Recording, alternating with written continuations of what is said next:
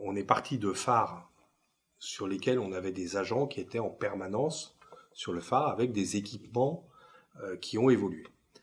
On refait un petit historique, on se dit, on avait besoin d'agents. Si on a des agents, ça veut dire, les gars, ils sont sur des sites pour certains isolés, donc ils ne vont pas rentrer tous les jours. Et de toute façon, notre phare, il doit marcher toute la nuit et la journée, on fait l'entretien.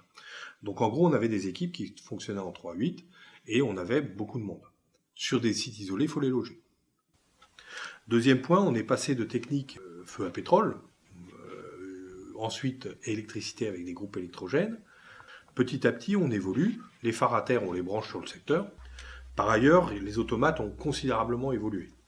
On est passé d'armoires qui font la taille d'une armoire, une penderie que vous avez chez vous, ou dans lesquelles il y avait plein de bazar, à des petits boîtiers qui sont gros comme ça et qui pilotent quasiment le phare. Enfin, c'est une grosse lampe à clé ou une armoire à pharmacie, quoi, dans laquelle on arrive à mettre tout l'électronique de pilotage du phare. L'attrait pour les phares est pas nouveau, mais le fait que le public ait envie de se réapproprier un certain nombre d'espaces qui étaient occupés auparavant par l'État, que ce soit la défense, que ce soit nous, que ce soit d'autres activités, c'est un phénomène qu'on constate qui est assez récent.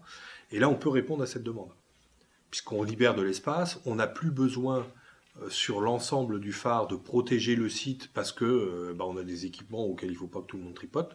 On sait se faire tout petit, donc c'est la notion de compacité. Quand on modernise un phare, on essaie de se faire le plus compact possible. Et les espaces libérés, on essaie de trouver des partenaires.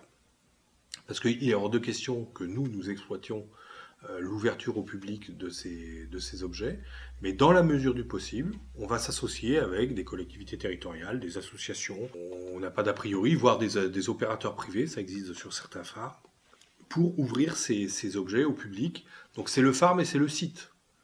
La Pointe Saint-Mathieu, pour ceux qui connaissent, le phare tout seul, il est intéressant, mais sans le site, je veux dire, il perd 50% de son intérêt. Donc c'est vraiment l'ensemble du site qui est intéressant, qui est géré par ce partenaire. Et au milieu de ce site, il y a un phare, suivant le partenaire, suivant la place dont on dispose, suivant l'investissement que veut faire le partenaire. Il peut y avoir des expos, des animations, etc.